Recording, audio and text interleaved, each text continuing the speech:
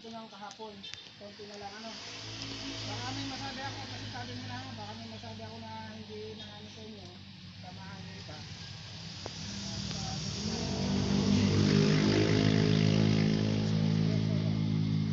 Kaya ganito yung mga kasama no. Ano, elaborate ko lang yung explanation ko kahapon tungkol sa ano, sa problema no. Gaya ng nasabi ko kahapon, para sa akin hindi nag-exist yan. Ano, ang technique kasi dyan mga kasama, kung ano man yung pinagdadaanan natin ngayon, kahit naman tayo yung pinagdadaanan, di ba? Kung ano man pinagdadaanan natin, huwag natin consider na problema. I-consider natin siyang challenge, pagsubok. Bakit ka mo? Kasi ang challenge ay ano, mag-create sa atin ng bagong opportunity. Ano? Pag may opportunity, may improvement. Pag may improvement, may growth. So, kung tayo magpo-focus ano, mga kasama. Kung ano pinagdadaanan natin, i-take natin na challenge, hindi problem. Kasi pag inisip natin problem yon, mag-create na ano yun, stress, depression, anxiety, problema, di ba? So, yung problema, tanggalin nyo na sa isip nyo yan, pagtan nyo ng challenge, ano, pagsubok. Para sa, ano, maintain tayo positive. Malinaw po ba yung mga kasama? Yes. Malinaw ha? Kasi napakalaga ng mental health. Kaya pinaano ko to, pinupus ko sa inyo para maintindihan natin yung mental health management. Pag hindi natin na-manage ng maayos ang ating mental health, ano kauwi nito? Hindi maganda, di ba? Hindi maganda. Katulad, problema. Natawa ka din ng isa. Saka iba yung pagtingin natin sa mga bagay na dumarating sa atin. Halimbawa, nung tinumo si ano, kahit nagtatanghalian ng kape, nakangiti pa rin. Problema yun. Kaya nga, nag-aalmusal ng kape lang, tanghalian ng kape, okay lang. Pero ibang tao dyan, manok na ulam, nagre-reklamo pa. Sasabihin, manok na naman. Ano pa naman yun? Yung iba nga, ultimo bigas, hindi makabili. Tapos kayo, ulam nyo, manok, nagre-reklamo pa. So yung mental health natin, medyo may problema tayo doon. Ano? It is, wala naman talaga. So hindi natin namamanage ng maayos yung ating mental. Ano mga kasama. So yun ang pinupunto ko, manage natin. Ano? Para yung pagtingin natin sa mga bagay-bagay, yung mas positive. Huwag laging negative ano mga kasama. Malinaw po ba? Yes. So, sana malinaw yun ha. So ito, panibagong topic. Blood pressure. Blood pressure ano? Kasi sa blood pressure, either na high blood o low blood. Bakit ba kailangan ng katawan ng pressure sa dugo? Bakit? So paliwanag ko muna kung ano yung pressure. Katulad yung bola, yung basketball, may nagbabasketball kanina. Kapag yung bola walang pressure, ano mangyayari? Hindi tatalbog yun, di ba? Ano maganda? Bulong kapag walang pressure sa loob, hindi bulong. So kailangan din natin ng pressure. Lalo sa dugo, bakit? Para dumaloy. Hindi dadalo yung dugo kapag walang pressure. Bakit kailangan dumalo yung dugo sa katawan? Ano ba dalaan ng dugo? Tama, oxygen. Ano pa? Yung mga nutrients na kailangan ng katawan. Ano? So kailangan talaga dumalo, kailangan ng pressure. Pero hindi basta pressure ang kailangan ng ano, ng katawan, kailangan maintain pressure. Yung tinatawag natin blood pressure, BP. Sa ano bang ano natin? Guideline o standard pag sinabing BP. Yung normal. Actually, wala talagang specific na normal na blood pressure. Ano? Yung sinasabi nila 120/80, ano lang, average lang kung tawagin yun. Average. Kung sinabing average, halimbawa, nag-conduct sila ng examination sa loob ng 1,000,000 tao. Tapos, yun nyo, binibay sila. Tumago, 180 pinaka-normal.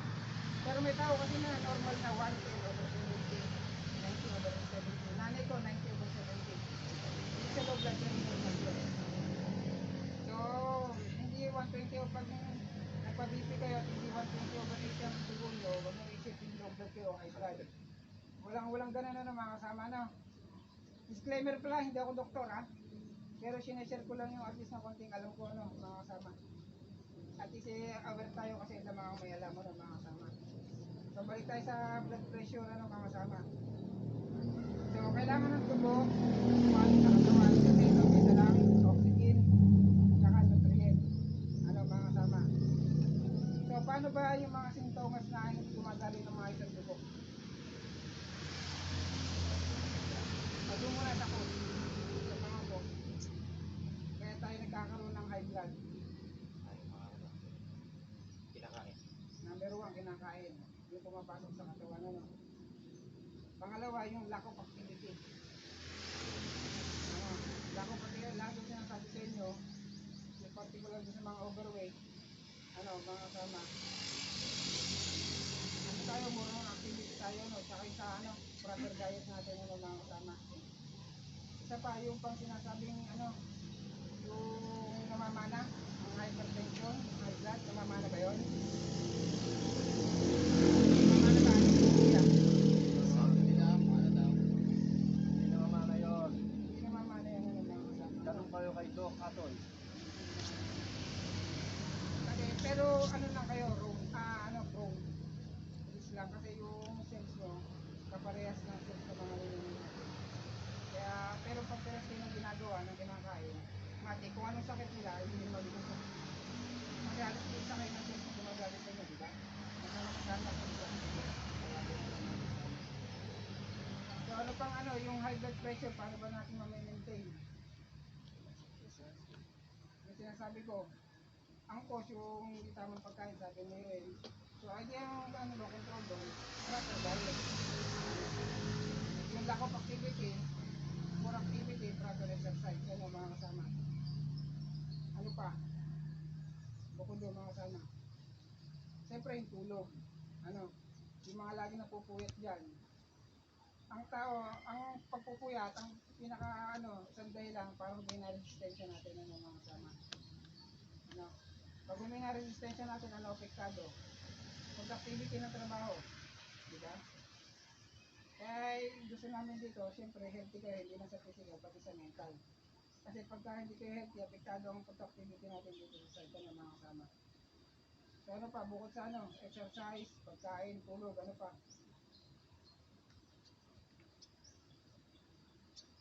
Wala pa, ano? Water. Informal. Tubig, siyempre. Tamang pag-inom tubig, ano? Tubig. May tamang pag-inom ng tubig, ano, mga kasama. Ako, recommendation ko, bago maligo, inom kayo ng tubig para bumaba yung blood pressure mo, di ba? Yung pagkagising yun. Yan ang gawin. Pagkagising, oo. Pero, ano, advisable, maligo mo ba? Pagkagising, di ba? Pagkagising, bago maligo, bago kumain, sabayan, ano, tubig. Ano pa, bukod sa tubig, alam niyo formal yan. Siyempre, sisikat ng araw, di ba? Kung ang pinupunto ko dito, malakas yung katawan. Ano? Kasi pag yung, halimbawa, yung proper diet, nakakain tayo mga cholesterol, magbabara yung mga ugat-ugat natin. Pag may bara, siyempre pag may bara, anong problema pag may bara? Hindi makadali ng maayos yung dugo. Ano? Lumagmumula. Pag hindi makadali ng maayos yung dugo, yung blood natin, ay yung puso, makadali sa puso. Ano ba trabaho ni puso? Mag-pump. Wala siyang tigil. Yung bomba ng bomba, 24 hours yan, ano? Kailan lang natigil ang puso sa pagbomba? Ha? Pag-iyatak ko na. Hindi kapag nabahin ng tao. Napatay. Pag nabahin ng tao, natigil na siya. Kahit tulog ka, si Puso, kakabaho yan. Sa stroke. Kaya nga sinasabi nila, ano eh, pag-iusap, di ba? Pag nabahin. Dapat siyempre, pag namatay ang tao, wala nang pinakang puso. Pero nangyari pa siya. Pwede pang i-sembol ng CPR. Ang puso, gano'ng kalaki puso natin? Ha? Kaya approximately, kasi saka nang nakalagay. Saan nakalagay? Dito? Kanan ng kaliwa? Kaliwa, hindi. Ibag ng gitna. Gitna. So, Naka-incline lang siya ng bandang kaliwa. Ayun nga, may picture na Lamang ako. sa kaliwa, lamang sa kaliwa. Lamang ng bagya sa kaliwa lang yung naka-incline. Pero nasa gitna. Kaya pag nag-CPR tayo, nasa gitna. Kailangan mo. So ano lang yung mga kasama, no, mga basic lang to, no? Kaya nang sabi ko, hindi naman tayo doktor, pero may mga konting idea tayo na gusto siya sa atin, ano? Kasama. Yun lang sinasabi namin ni Foreman, ano? Para maalagaan ang sarili. Proper diet, proper exercise, proper sleep, tamang pag-inom ng tubig. Ano mga kasama? Napakasimple pero ginagawa ba natin? Hindi. tama, di ba? Yung pag-inom na nga lang ng tubig, eh. Sino nakakulong ba ng ano dito maghapon? Mas maganda kung gano'n. Siyempre, pinagpapawisan tayo. Ay yung pagtulog ng ano, yung sapat. Wala siguro ano. Tulog. Maaga rin nagigising. Ayan. At least na ano niya, may routine talaga siya. Ano. Sabi ko sa inyo, una natin alagaan sarili natin. Ano. Kasi hindi natin maalagaan ng ibang tao kapag hindi natin maalagaan natin sarili. Ano. Tayo ang aalagaan nila pag tayo nagkasakit. So, ganun lang ano, hindi ko na masyadong papahabain kasi masyadong madugotong ano, masyadong madugotong talaga ito pag pinahaba. Masyadong technical pati. Para tayo na elementary tsaka nag-college yan. Katulad yung ano, 120/80 na sinasabing normal. At elaborate ko lang, no, yung 120, yun yung pwersa ng tubo palabas. Ano? Kasi ang puso natin, may mga butas yan na palabas na ako. Ano? Tatlo. Apat to. Apat ba? Hangin. Ito. Ano, yung 80, yun yung relax, ano, Relax relaxation. ako yan. So, kung mataas yung ibabaw nyo, yung ano, 130 o 140, ibig sabihin yung pwersa ng tubo palabas, mataas. So, high blood ka na ba kagad nun? Hindi, try mo muna mag-relax. Pag makapag-relax ka na, pag-BP ka ulit, baka lang pagod ka o kaya ninenervous ka, tapos talaga BP mo yung mga ano. So, wala sa edad ang ano ha, high blood, kahit bata na high blood na yun. Wala din sa ano, babae, lalaki, wala yun. So, yun lang ano mga kasama, sana malinaw na sa atin ano, mga kasama. May tanong